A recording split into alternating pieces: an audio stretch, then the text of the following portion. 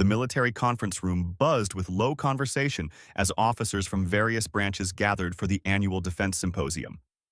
Lieutenant Commander Sarah Mitchell stood near the refreshment table, her dress uniform crisp and perfectly pressed. At 32 years old, she carried herself with quiet confidence that came from years of rigorous training and service. Her dark hair was pulled back in regulation style, and her eyes constantly scanned the room with the awareness of someone trained to notice everything. Sarah had driven 3 hours to attend this symposium at the Pentagon. It was her first major event since completing her last deployment, and she hoped to network with other officers and perhaps find mentors who could guide the next phase of her career. The room was filled with decorated veterans, high-ranking officials, and military contractors. Everyone wore their dress uniforms, medals gleaming under the fluorescent lights. She moved through the crowd with practiced ease, introducing herself to various officers. Most conversations were polite but brief. Some officers seemed genuinely interested in her experience, while others offered perfunctory nods before moving on to more senior personnel. Sarah was used to this dynamic. The military world, despite its emphasis on merit and service, still had its social hierarchies and unspoken rules. During a conversation with a Marine Corps colonel about logistics challenges in remote deployments, Sarah noticed two men in civilian suits watching her from across the room. They stood apart from the main crowd, their body language suggesting they were security or intelligence personnel. She made mental note of them but continued her conversation, discussing supply chain issues she had encountered during her time overseas. The Marine colonel excused himself after a few minutes, and Sarah moved toward the presentation area where the first speaker was about to begin. As she found a seat in the third row, she felt someone sit down heavily beside her. Turning, she saw a Navy captain with sharp features and calculating eyes. His name tag read, Morrison. "Lieutenant Commander Mitchell," he said, his tone cordial but with an edge she couldn't quite place. "I couldn't help but overhear your conversation about deployments. You mentioned working with special operations teams?" Sarah nodded. "Yes, sir. I've coordinated with several units during my deployments. Logistics support, mostly, but I've also participated in joint training exercises." Morrison's eyes narrowed slightly. "Joint training? What kind of exercises?" "Combat medicine protocols, evacuation procedures, survival training," Sarah replied, wondering why he seemed so interested. "Standard cooperation between regular forces and special operations." "Interesting," Morrison said, his smile not reaching his eyes. "And you say you worked directly with SEAL teams?" Sarah felt the first flutter of concern. His questions were becoming pointed, almost accusatory. "I've worked alongside various special operations units, yes. When you're deployed to certain regions, you interact with whoever's operating in the area." Before Morrison could respond, the lights dimmed, and the first speaker took the podium. Sarah was grateful for the interruption. Something about Morrison's line of questioning had made her uncomfortable, though she couldn't pinpoint exactly why. The presentation covered emerging threats in cyber warfare, but Sarah found it hard to concentrate. She could feel Morrison beside her, occasionally glancing in her direction. When the speaker finished and the lights came back up, Morrison turned to her immediately. "Lieutenant Commander, I'd like to continue our conversation. Would you mind stepping outside with me for a moment?" It wasn't really a request. Sarah recognized the tone of authority that expected compliance. She stood and followed Morrison into the hallway, where the two civilian men she'd noticed earlier were now waiting. Her internal alarm bells began ringing louder. "Lieutenant Commander Mitchell," Morrison began, his voice now cold and official. "We have some concerns about statements you've been making regarding your service record." Sarah's stomach tightened. "I'm sorry, sir, but I don't understand." "What statements?" One of the civilian men stepped forward. He was tall, probably in his late 40s, with gray at his temples and the bearing of someone who'd spent time in the field. "We've received reports that you've been claiming to have served as a Navy SEAL. That's a very serious allegation to investigate." The words hit Sarah like a physical blow. "What? I never claimed to be a SEAL. I've never said anything like that." Morrison pulled out a small notebook. "According to witnesses, you've been telling people at this symposium that you worked with SEAL teams, participated in their training, and were involved in special operations." "No," Sarah said firmly. her mind racing. I said I worked alongside special operations units. That's completely different from claiming to be a SEAL. I was providing support services during deployments. The second civilian, shorter and stockier with cold blue eyes, spoke up. We take stolen valor very seriously, Lieutenant Commander. Impersonating a special operator is not only dishonorable, it's illegal. Sarah felt anger rising alongside her confusion. I understand that, and I would never claim to be something I'm not. There's been a misunderstanding. I'm a logistics officer. My record is completely verifiable. We're verifying it now, Morrison said. In the meantime, you need to come with us. We have a room set up where we can discuss this properly. Am I being detained? Sarah asked, her voice steady despite her racing heart. The taller civilian nodded. This is an official investigation. You're required to cooperate. They led her down a corridor away from the main conference areas. Sarah's mind worked frantically, trying to understand how such a massive misunderstanding could have occurred. She had been careful in her conversations, never claiming anything beyond her actual service. She was proud of her work, but she had never, ever pretended to be a SEAL. The room they entered was small and sterile, clearly used for security interviews. A single table stood in the center with several chairs around it. No windows. One door. The fluorescent lights were harsh and bright. Sit down, Morrison instructed, pointing to a chair facing the door. Sarah sat, her military training helping her maintain composure. She placed her hands flat on the table, a gesture of openness and cooperation. Sir, I'm happy to answer any questions, but I want to make it clear that I have never claimed to be a Navy SEAL. If someone misunderstood what I said, I'm willing to clarify. But this is a serious accusation that could damage my career. The shorter civilian sat across from her, while Morrison and the other man remained standing. Let's start from the beginning, Lieutenant Commander. Tell us about your service history. Sarah took a deep breath and began recounting her career. She had joined the Navy at 22 after completing her undergraduate degree in logistics management. Her initial assignment was to a supply depot in San Diego, where she learned the complex systems that kept the Navy running. After 2 years, she applied for and received orders to a forward operating base in the Middle East. That's where I first worked with special operations teams, Sarah explained. Our base supported various units operating in the region. We provided supplies, coordinated transportation, managed inventory.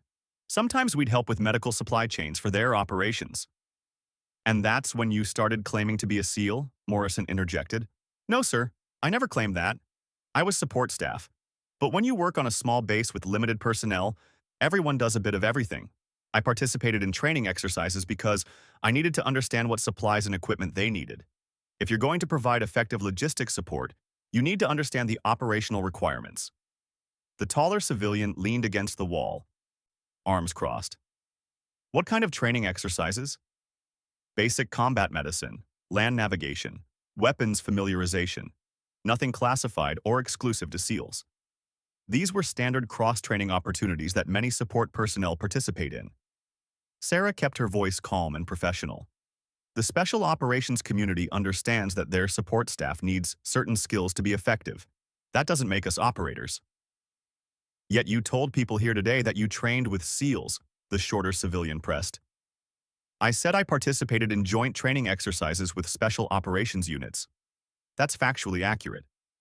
But participating in an exercise as support personnel is completely different from being an operator. I've never confused the two, and I've never claimed otherwise. Morrison pulled out his phone, scrolling through something. We have a statement from Captain Reynolds. He says you explicitly told him you were part of a SEAL team during your second deployment. Sarah's mind raced back through her conversations. She had spoken with a Captain Reynolds earlier, discussing the challenges of maintaining equipment in harsh environments. Sir, I think there's been a serious miscommunication. I told Captain Reynolds that I was part of a team that supported SEAL operations. I was assigned to a Joint Task Force logistics unit. We worked with multiple special operations groups. That's not what he heard, Morrison said flatly. Then he misunderstood, sir, and I'm sorry for that. But my service record will show exactly what my assignments were. I have my DD-214, my deployment records, everything. I've never been through BUD-S. I've never claimed to be a SEAL. The room fell silent for a moment. Sarah could feel sweat beading on the back of her neck, but she kept her hands steady on the table. She had done nothing wrong, yet she found herself in an interrogation that could end her career. The injustice of it burned in her chest. The taller civilian pushed off from the wall and leaned over the table. Here's what concerns us, Lieutenant Commander. We've been tracking an increase in stolen valor cases, people claiming military honors they didn't earn. It damages the credibility of actual special operators and undermines public trust. So, when we hear reports of someone at a Pentagon symposium claiming to be a SEAL, we take it very seriously. I understand that, and I support that vigilance, Sarah said, meeting his eyes. Stolen valor is despicable. But I'm not guilty of it.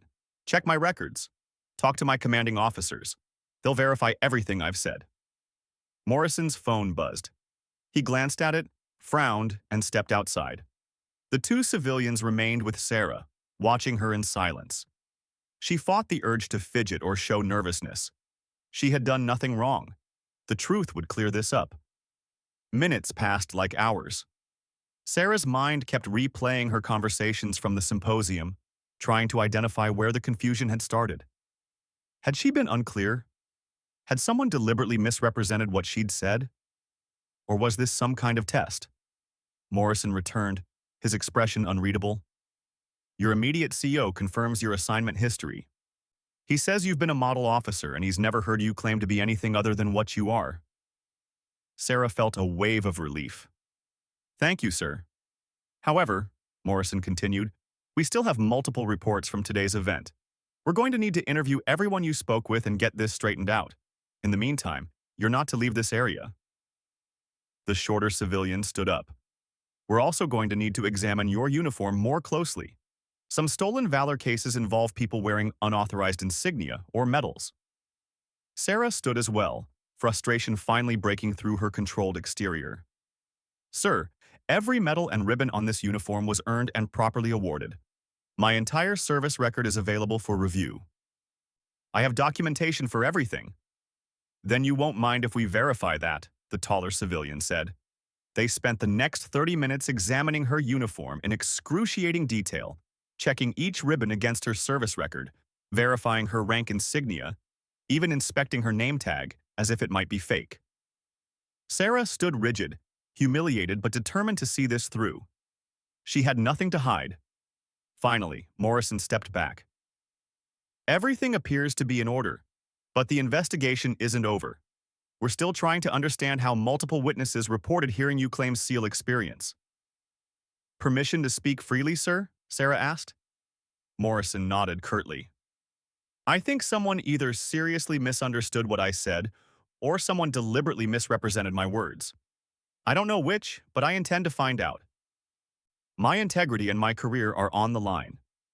That's exactly what we're trying to determine, the taller civilian said. Wait here. They left her alone in the room. Sarah finally allowed herself to sit down heavily, her legs suddenly weak. 20 minutes ago, she had been networking at a professional symposium. Now she was under investigation for stolen valor, one of the most serious accusations that could be leveled at a service member. She thought about her father, a Vietnam veteran who had taught her about military honor and service.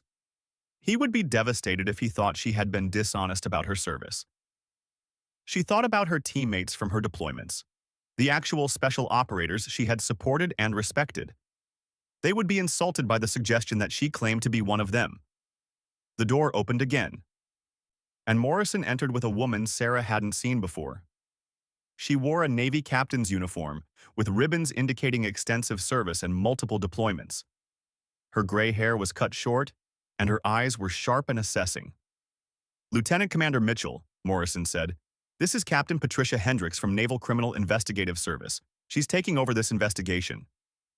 Captain Hendricks sat down across from Sarah, placing a thick folder on the table. Her demeanor was different from the men who had questioned Sarah earlier. She seemed calmer, more analytical, less accusatory. Lieutenant Commander, I've reviewed your service record, Hendricks began. It's impressive. Multiple commendations, excellent fitness reports, strong recommendations from your superiors. Nothing in your file suggests someone who would fabricate their service history. Sarah felt a small measure of hope.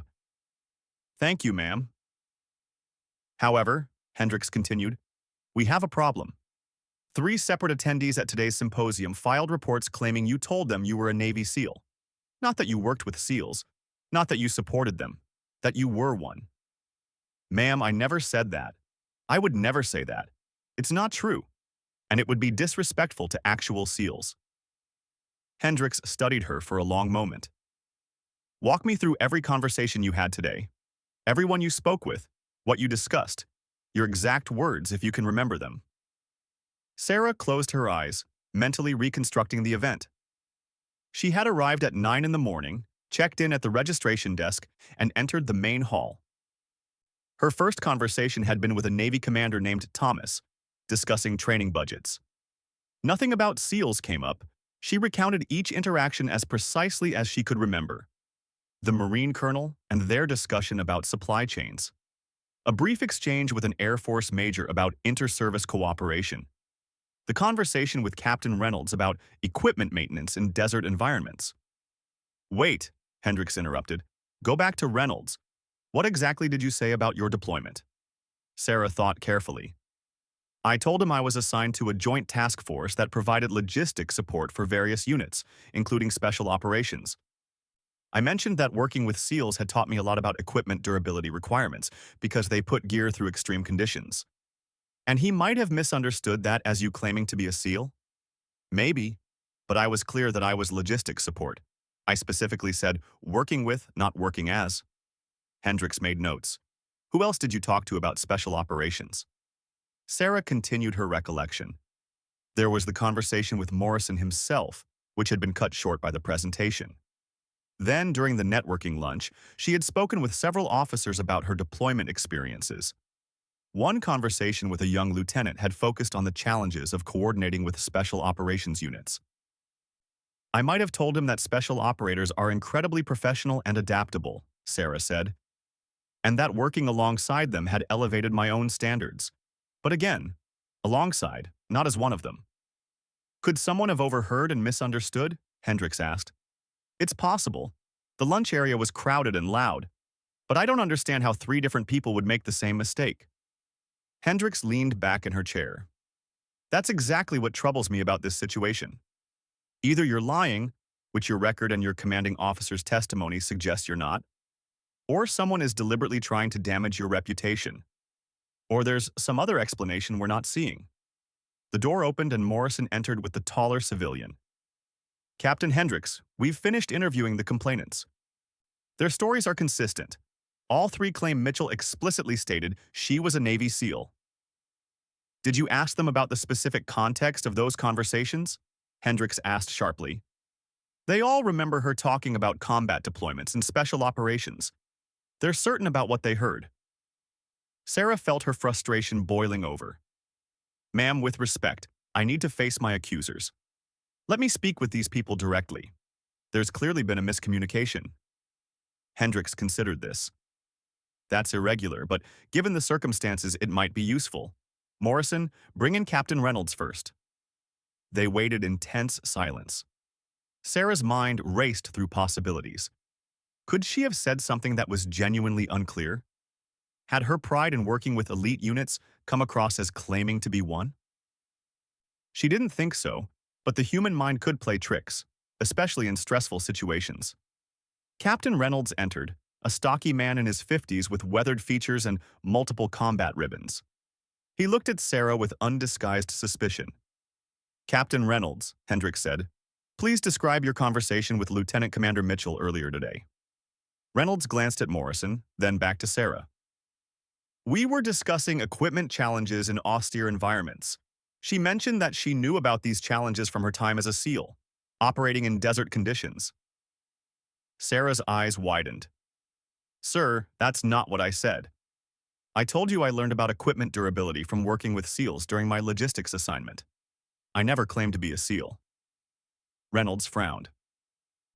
You said you were part of a team operating in hostile territory.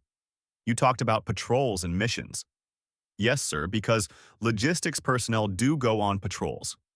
We had to assess supply routes and storage facilities. Those were logistics missions, not combat operations. I was part of a support team. You never said support, Reynolds insisted. I'm certain I did, sir. I always distinguish between what I did and what the operators did. It's important to me to be accurate. Hendricks intervened. Captain Reynolds, did Lieutenant Commander Mitchell ever use the specific phrase, I am a SEAL, or I was a SEAL? Reynolds hesitated. Not in those exact words, no, but the implication was clear. What was clear to you might not be what she intended to communicate, Hendricks said. Lieutenant Commander, in future conversations, I recommend being even more explicit about your role. Say, I provided logistics support rather than I worked with. It leaves less room for misunderstanding. Yes, ma'am, Sarah said, though she felt the advice was unnecessary. She had been clear. But if her career depended on being overly clear, she would adapt.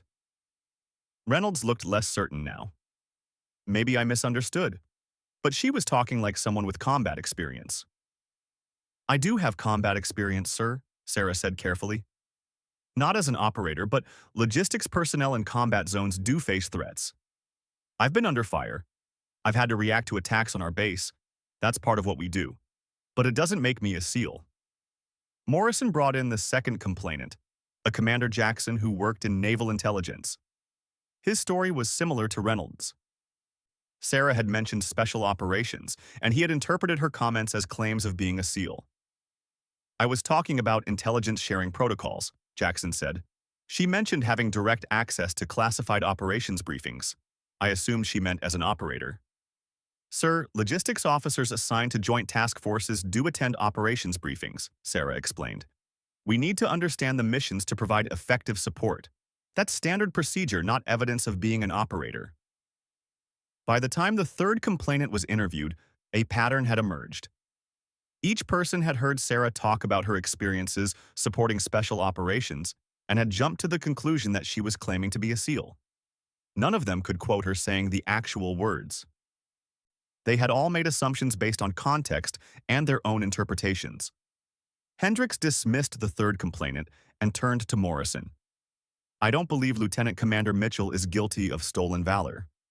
I think we have a case of miscommunication compounded by assumptions. These officers heard what they expected to hear based on the context, not necessarily what was actually said. Morrison looked skeptical. 3 separate misunderstandings seems unlikely. Not when you consider that they were all brief conversations in a crowded, noisy environment, Hendricks countered.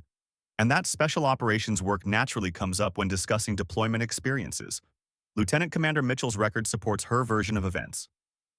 The shorter civilian, who had been silent for a while, finally spoke. What about a polygraph? If she's telling the truth, she should be willing to take one. Sarah straightened in her chair. I'll take any test you want, sir. I have nothing to hide. Hendricks shook her head. That won't be necessary. Polygraphs aren't reliable enough for this kind of nuanced situation. The truth is somewhere in the middle of perception and reality. So she's cleared? Morrison asked, sounding disappointed.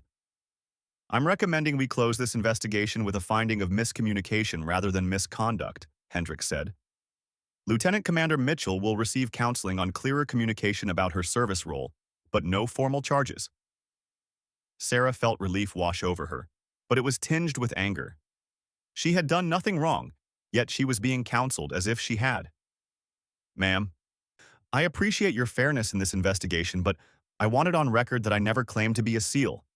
I won't accept any notation in my record that suggests otherwise. There won't be any notation, Hendricks assured her. This will be classified as an unfounded complaint. Your record remains clean. Morrison and the civilians left, clearly unsatisfied with the outcome. Hendricks remained seated, studying Sarah with an expression that was hard to read. You handled yourself well, Lieutenant Commander, Hendricks finally said. But this is a good lesson. Perceptions matter in the military, sometimes as much as facts. Be more careful about how you describe your service. I understand, ma'am, but it's frustrating to be accused of something I didn't do. Welcome to military politics, Hendricks said with a slight smile. It's not always about what's true, it's about what people believe is true. She gathered her papers and stood. You're free to return to the symposium if you want, though I'd understand if you'd rather leave. Sarah stood as well, her legs still a bit shaky. I think I'll leave, ma'am. I'm not sure I'd be very effective at networking right now. Hendricks nodded. Take care of yourself. And remember, this incident is closed. Don't let it define your career. After Hendricks left, Sarah sat alone in the room for a few minutes, processing everything that had happened. 2 hours ago, she had been a confident officer with a bright future. Now she felt shaken, doubted, and angry. She thought about all the actual Navy SEALs she had known during her deployments. Men and women who had endured some of the most rigorous training in the military, who had earned the trident through blood, sweat, and extraordinary determination. She would never disrespect them by claiming to be one of them. Finally, she stood and straightened her uniform. Whatever had happened here today, she wouldn't let it break her. She had served honorably, and she would continue to do so. Sarah made her way back through the corridors toward the exit. The symposium was still in full swing, voices echoing from the main hall. She kept her head high, even though she felt like everyone was staring at her, judging her. As she passed a quieter hallway, she heard a voice call out, Lieutenant Commander Mitchell. She turned to see an older man in a Navy admiral's uniform approaching. His face was weathered but kind, and his chest was covered with ribbons indicating a distinguished career. Something about him seemed familiar, though Sarah was certain they had never met. Yes, sir, she said, coming to attention. The admiral waved off the formality. At ease. I heard about what happened to you today. Word travels fast around here. Sarah's cheeks burned. Sir, I can explain. No need, the admiral interrupted. I already spoke with Captain Hendricks. She briefed me on the situation. I wanted to find you before you left. Sir? The admiral's expression grew serious. I've spent 40 years in this Navy, and I've learned that sometimes the most honorable people are the ones who get questioned the most. People who don't boast, who do their jobs quietly, who support others without seeking glory. Those are the people who sometimes get mistaken for frauds because they don't fit the stereotype of what a hero looks like. Sarah wasn't sure how to respond. Thank you, sir. I also wanted to tell you that I know your father, the admiral continued. Jack Mitchell, right? We served together in the Mekong Delta. Sarah's eyes widened. You knew my father? Good man. One of the best Marines I ever worked with. He wrote me a few years ago, told me about his daughter who had joined the Navy. Said you were making him proud. Tears suddenly threatened to fall, but Sarah blinked them back. He passed away 2 years ago, sir. Heart attack. The admiral's face softened with genuine sympathy. I'm sorry to hear that. He was a fine man and a true warrior. They stood in silence for a moment. Two service members connected by shared loss and shared values. Sir, can I ask you something? Sarah said. Of course. How do you deal with people questioning your integrity, your honor? The admiral considered this carefully. You remember that your integrity isn't defined by accusations but by your actions. Today you were accused falsely, and you handled it with dignity. That says more about your character than any accusation ever could. It doesn't feel like a victory, sir. Real victories rarely do in the moment, the admiral said, but years from now, you'll look back on this and realize it made you stronger. It tested your resolve and proved your worth. Sarah nodded slowly. Thank you, sir. That helps. The admiral started to walk away, then paused and turned back. Oh, and Lieutenant Commander. Keep telling your stories. The military needs people who can bridge the gap between special operations and regular forces. Don't let today make you afraid to share your experiences. As he walked away, Sarah felt something settle in her chest. The anger was still there, and the frustration, but also a renewed sense of purpose. She had been tested today and had emerged intact. Sarah decided to stay at the symposium after all. The admiral's words had rekindled something in her, a defiant spark that refused to be extinguished by false accusations. She wouldn't slink away like someone with something to hide. She had done nothing wrong, and leaving would only make her appear guilty. She returned to the main hall where afternoon sessions were beginning. As she entered, she could feel eyes on her. Word had clearly spread about the investigation. Some officers looked away quickly when she met their gaze. Others stared openly, whispering to their colleagues. Sarah kept her head high and found a seat near the back of the room. The afternoon presentation was about leadership in crisis situations, delivered by a retired Marine Corps general. Sarah tried to focus on the content, but her mind kept drifting back to the interrogation room, the accusations, the feeling of being suspected and doubted by her own military family. During the break between sessions, she stayed in her seat while others filed out for coffee. She wasn't ready to face more conversations, more potential misunderstandings. But as the room emptied, a young Navy lieutenant approached her tentatively. "Excuse me, ma'am," the lieutenant said. She was probably in her mid-20s with nervous energy and uncertain eyes. "I'm Lieutenant Jennifer Ramos. I wanted to apologize." Sarah looked up, confused. "Apologize for what?" "I overheard your conversation with Captain Reynolds earlier," Ramos said, her voice quiet. "I heard what you actually said, and I heard what he apparently thought you said. They're not the same thing. I should have spoken up during the investigation." "Why didn't you?" Sarah asked, more curious than accusatory. Ramos looked down at her hands. "Honestly, I was scared. Captain Reynolds is well-connected, and I'm just starting my career. I didn't want to make waves or contradict a senior officer." Sarah understood that fear all too well. The military preached courage and integrity, but the reality of career advancement often required political awareness and careful navigation of social hierarchies. Still, the truth mattered. "What exactly did you hear?" Sarah asked. Ramos sat down beside her. "You told Captain Reynolds that your logistics work with SEAL teams had taught you about equipment durability. You specifically said working with them and supporting their operations. You never claimed to be a SEAL. But Reynolds kept asking questions that seemed designed to make you sound more impressive than you were claiming to be. Like he wanted you to have been an operator." "Why would he do that?"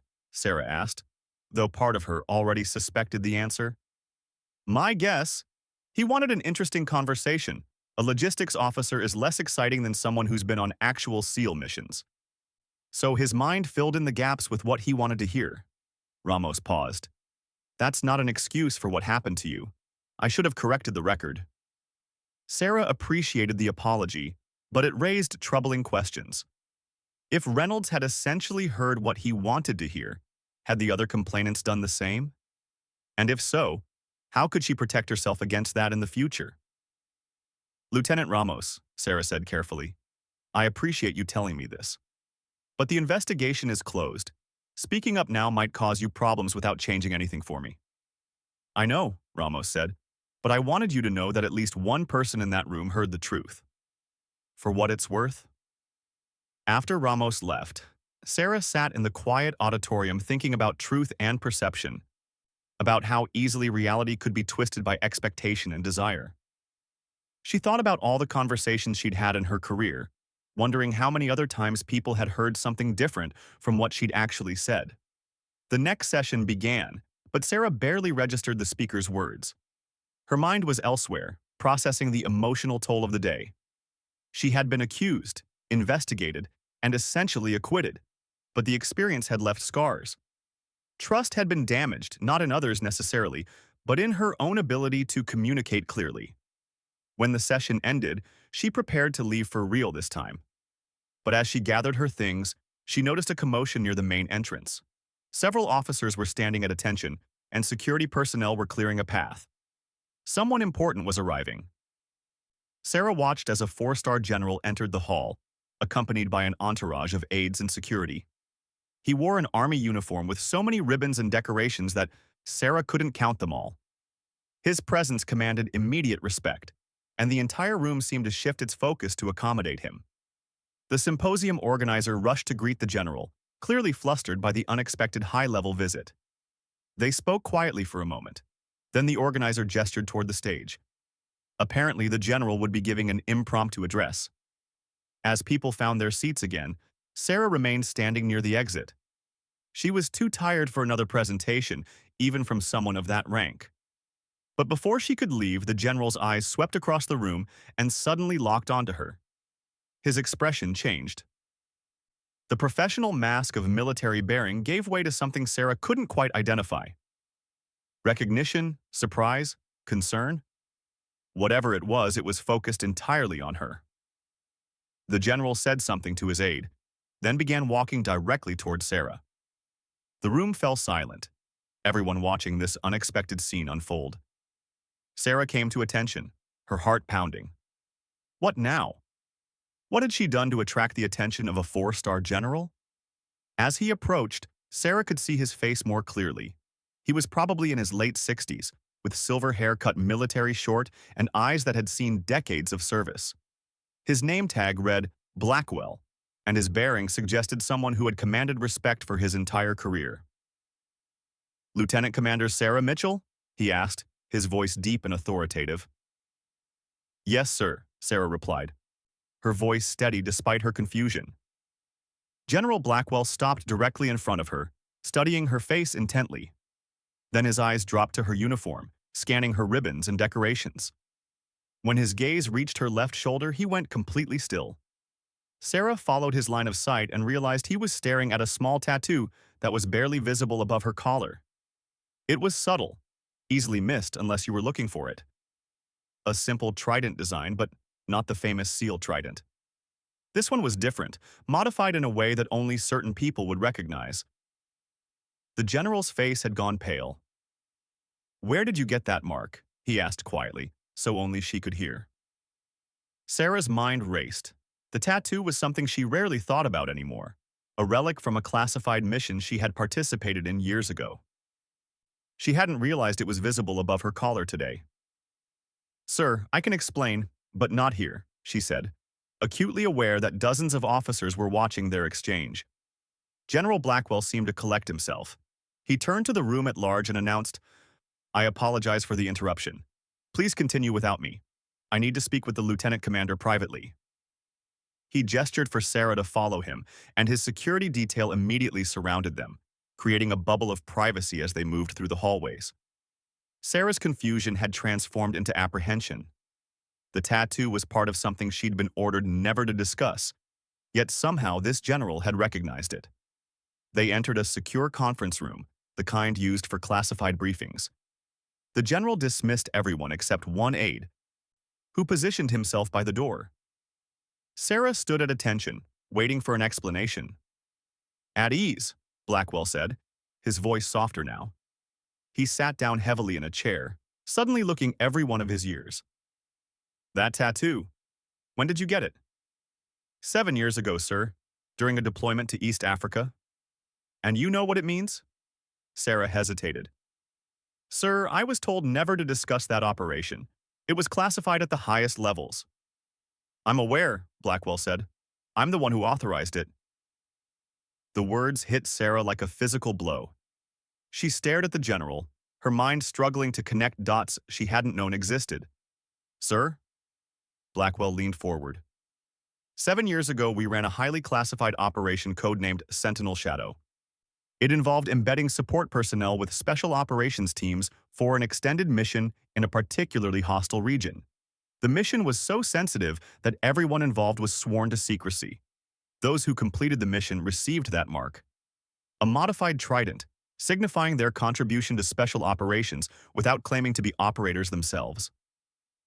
Sarah's knees felt weak. "Sir, I didn't know you were involved. I've never spoken about that mission to anyone." "How many people received that mark?" Blackwell asked. 12 of us, sir. We were all support personnel who spent 6 months embedded with SEAL Team 8. It was the hardest thing I've ever done." Blackwell nodded slowly. "I remember now. You're Jack Mitchell's daughter. He wrote to me, asking me to keep an eye on you during that deployment. Said you'd volunteered for something dangerous, and he was proud but terrified." Sarah felt tears threatening again. "He never told me he contacted you, sir." "He wouldn't have. That was Jack's way. Proud, but protective." The general stood and walked to the window, looking out over the Pentagon grounds. "That mission saved a lot of lives. The intelligence you and the other support personnel gathered while embedded with the team prevented several terrorist attacks. But because it was so classified, none of you could ever talk about it or receive recognition for it." "I understood that going in, sir." It was enough to know we made a difference. Blackwell turned back to face her. I heard about what happened to you today. The investigation. Sarah's stomach tightened. Sir, that was a misunderstanding. I know what it was, Blackwell interrupted. I read Captain Hendrix's report. You were accused of stolen valor by people who didn't understand the complexity of modern military operations. They heard you talk about working with SEALs and assumed you were lying about being one because they couldn't conceive that support personnel could have legitimate special operations experience. Yes, sir. That's essentially what happened. The general's expression hardened. The military has a problem, Lieutenant Commander. We've become so focused on preventing stolen valor that we sometimes attack people who are simply trying to be honest about their service. Your case is a perfect example. You did something extraordinary, something classified, something that contributed significantly to national security. But you can't talk about it, so when you mention your experiences, people accuse you of lying. Sarah didn't know what to say. Hearing a four-star general validate her experience was overwhelming after hours of being suspected and doubted. Sir, I appreciate your words, but the investigation is closed. I just want to move forward. That's not good enough, Blackwell said firmly. You've been wronged, and I'm going to make it right. He turned to his aide. Get Captain Hendrix and Commander Morrison in here, now. Within 10 minutes, both officers arrived, clearly confused about why a general had summoned them. Morrison looked particularly nervous. Hendrix maintained her professional composure, but Sarah could see curiosity in her eyes. Captain Hendrix, Commander Morrison, Blackwell began. I want to discuss the investigation into Lieutenant Commander Mitchell. Morrison straightened. Sir, that investigation was closed. We determined it was a misunderstanding. It was more than a misunderstanding, Blackwell said coldly. It was a failure of due diligence and an unjust accusation against an officer with an exemplary record. Hendrix spoke up. Sir, with respect, we followed protocol. When we received reports of possible stolen valor, we investigated. The lieutenant commander was cleared. She should never have been investigated in the first place, Blackwell countered. Her service record was available. Her commanding officer vouched for her. Yet instead of giving her the benefit of the doubt, you treated her like a criminal. Morrison's face reddened. Sir, we've had multiple cases of stolen valor at military events. We take these reports seriously. As you should, Blackwell agreed. But you also need to use discernment. Lieutenant Commander Mitchell has a tattoo on her left shoulder. Did either of you notice it during your investigation? Both officers looked blank. Sarah realized her caller had probably covered it during the interrogation.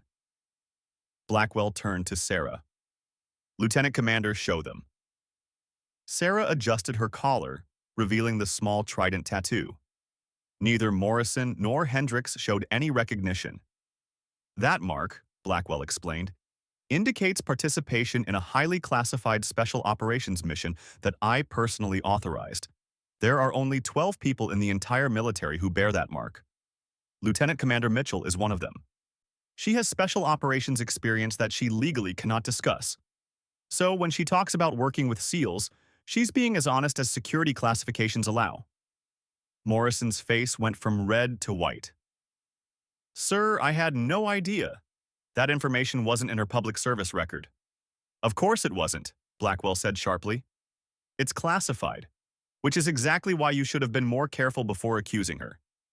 You could have quietly verified her claims through proper channels before subjecting her to an interrogation.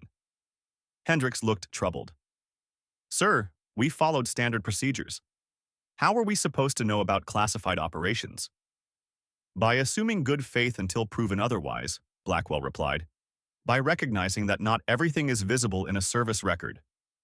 By understanding that support personnel can have legitimate experiences with special operations that don't make them operators but also don't make them liars. Sarah felt uncomfortable with the direction this conversation was taking. Sir, I appreciate your support, but I don't want anyone to get in trouble because of this. It was an honest mistake. Blackwell looked at her with something like approval. That's gracious of you, Lieutenant Commander. But this isn't just about you. It's about how we treat our people. Commander Morrison, Captain Hendrix, I want you to revise your investigation protocols. Before accusing anyone of stolen valor, you will conduct a thorough background check through classified channels. Is that clear? Yes, sir, they both replied. Dismissed. After they left, Blackwell turned back to Sarah. You're a better person than most, Lieutenant Commander. You could have demanded apologies and consequences, but you chose grace instead. They were doing their job, sir, just not as carefully as they should have. Still, Blackwell said, you've been through an ordeal today. How are you holding up? Sarah considered the question honestly. I'm angry, sir, frustrated, but I'll be okay. This won't define me. No, it won't, Blackwell agreed. But it should remind you that sometimes the hardest battles aren't against enemies overseas. Sometimes they're right here, fighting for respect and recognition from our own people. He pulled out a business card and handed it to her. That's my personal email. If you ever need anything or if you face discrimination or doubt because of your service, you contact me directly. Understood? Sarah took the card, overwhelmed. Yes, sir. Thank you, sir. Thank you, Lieutenant Commander, for your service, your integrity, and your grace under pressure. Your father would be very proud.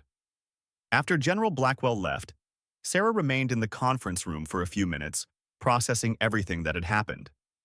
In the span of one day, she had gone from networking at a professional event to being investigated for stolen valor to being defended by a four-star general who had known her father. The emotional whiplash was exhausting, but as she sat there, she realized something important. The investigation, as painful as it had been, had also revealed something valuable. It showed her that truth had a way of emerging, even from classified shadows. It showed her that integrity, even when tested, could withstand scrutiny. And it showed her that sometimes, when things seemed darkest, unexpected allies appeared. Sarah finally stood and left the conference room. The symposium was winding down, officers beginning to depart for their evening plans. She walked through the halls with renewed confidence, no longer feeling the weight of suspicious stares. Whatever people thought they knew about her, she knew the truth. And that was enough. As she reached the exit, she ran into Lieutenant Ramos again. The young officer smiled tentatively. Ma'am, I saw General Blackwell pull you aside. Is everything okay? Sarah smiled back, genuinely this time. Everything is fine, Lieutenant. Better than fine, actually. I'm glad. For what it's worth, you've inspired me today. Watching how you handled everything with dignity and strength. That's the kind of officer I want to be. The words touched Sarah more than she expected.